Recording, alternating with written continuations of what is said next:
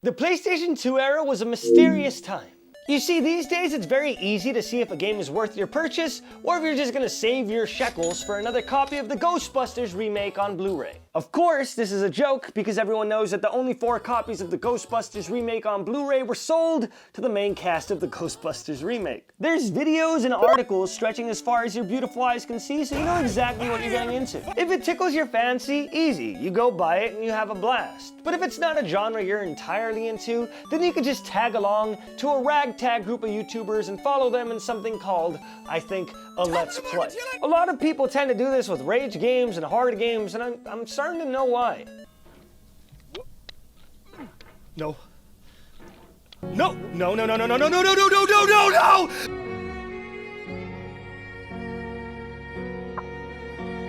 Thanks to internet superpowers like Twitch, YouTube, and Steam, users can tell us about their experience, and we have a much more educated guess of what we're getting when we make a purchase, which is awesome, and also incredibly helpful.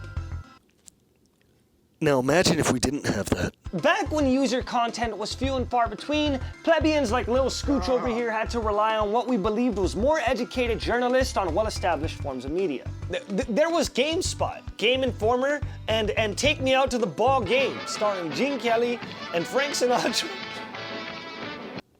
What I'm saying is our knowledge was limited.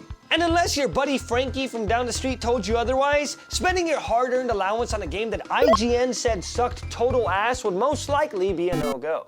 Whereas these days reviews are more user-reliant, back in the Wild West of 2006, if a game got a negative review by a big corporation, it was the metaphorical nail in the coffin. And I guess the physical nail too. Because getting any grade that was below a 5 out of 10 would literally kill everyone who worked on the game. Sales would plummet, less people would talk about it, and eventually the project that had thousands of hours poured into it will fall into the forgotten chasm with Aaron Carter and Beatport. This wasn't always a bad thing. There were some, questionable titles that were better left back there. But those are not the focus of today. Today's focus is on the diamonds in the rough. In my case, God Hand. God Hand was a game developed by Clover. And if you guys don't know, those are the guys who brought you Beautiful Joe 2, Beautiful Joe Red Hot Rumble, Beautiful Joe Double Trouble for the Nintendo DS, and Okami. Not to mention that it was directed by Shinji Mikami, aka the guy that brought you almost every good old Resident Evil game, the Evil Within series, and Goof Troop. Just in case you needed a curveball today, it's the same guy. He also voiced a guy in Fallout 4. So I guess you could say this guy's a Mitsu threat. Mitsu means 3. With a game that had such a winning formula, how could it possibly get a single bad review?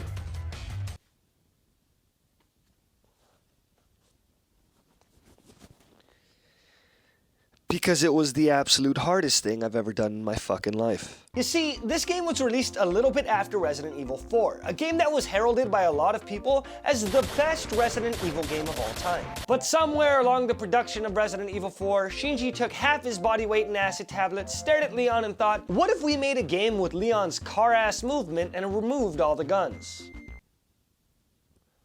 Oh boy. As a game with clunky-ass movement and an insane learning curve, I can imagine why most reviews were suboptimal, to say the least. The most infamous, of course, being Chris Roper's review on IGN. A review in which he claims that God Hand is nothing more than a button masher with little to no thought put into it, which, of course, is dumb as shit. Most likely, Chris only played the first couple of levels before making up his mind and calling the game awful. Which is understandable, because that's what any sane person would do. But for the people who stuck through it and beat the first level after a couple of painful hours, you would realize that there was something much deeper. What Roper described as button mashing is actually a complex combo system that is completely customizable based on your needs. Are you playing a level where you're constantly outnumbered? Well, then you can get a bunch of AoE abilities to keep Asshat and Lub Lub over here at bay. Is it a boss fight? Well, all you gotta do is remove the knockaways from your combo so you can chain as much damage as possible when the boss lets his guard down. And all of that is just surface level. There's iframes, knockups, guard breaks. The way you dodge generates different amounts of special meter. And the better you're doing, the harder the game gets. You could be doing great and the game would go, hey, you think you're real hot shit, don't you? Well, you better keep doing good because the second you fuck up once, this fucking Mohawk guy is gonna knock your whole life bar in half because you're showing off, you bitch. The boss fights are all wildly unique, and this movement actually becomes really comfortable after your 300th death. The story sucks, but there's a fat guy named Elvis who's pretty chill, so that makes it okay. I could talk about God Hand forever, but that's not the point of this video. The point is that nobody's gonna relate, because nobody played it, and that sucks. Because a lot of us miss out on playing new games simply because someone else told us not to. These days, most of us are hashtag woke, and game review companies have been exposed for having people like this review games. Give it a sec, he'll get it. He'll get it, he's just gotta wait.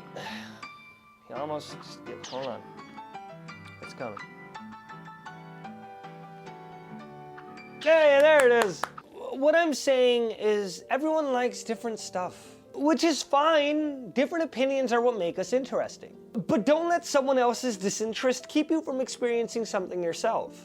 I have friends that loved No Man's Sky on release. I personally don't like sports games, but there's a reason why NBA games have 2019 sequels. And my most played game on the GameCube was Minority Report Everybody Runs. I know you guys haven't heard of this, but I'm just letting you know the ragdoll mechanics in this game were fucking lit. If a game looks cool, try it out. And if you don't like it, at least you know it's your opinion. And who knows, maybe one of these days you're gonna find your own God Hand.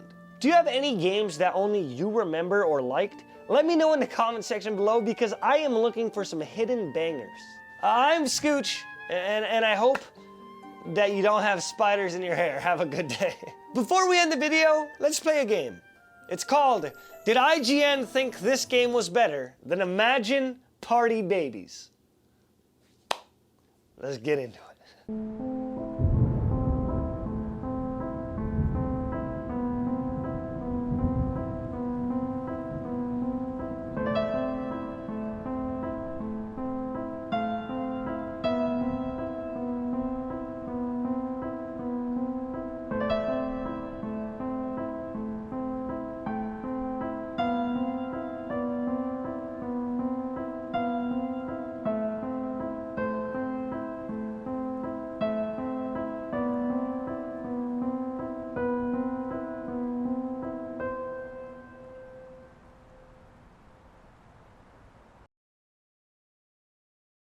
Hey everyone, Skooch here. How's it going? So with YouTube being an ever-changing climate, being a creator right now is scarier than it's ever been. It seems these days that there's always random shifts in the algorithm or some random change in the copyright system that can get channels demonetized entirely. And as a YouTuber who's been relying on YouTube only, that would put me out of a job. So I decided that my next step forward would be to make a Patreon in which you can support me for making the content I love that I hope that you love too. Patreon's gonna allow me to breathe easier while YouTube is kind of figuring stuff out, and on top of that you can get a lot of really cool rewards. There's going to be extra verses to raps that I throw in Can We Talk About This. There's going to be high quality MP3 downloads of songs that I make way before it gets released anywhere else. You can get a special shout out in videos. There's going to be a secret Discord room where I will read you a bedtime story on Wednesdays at 8 p.m. and the list goes on. So I really hope that you guys join the Patreon because I think that you guys will have a lot of fun, and if you can't, don't worry, I still love you. Thank you for watching my content. I just want to do this because I think it'll help me out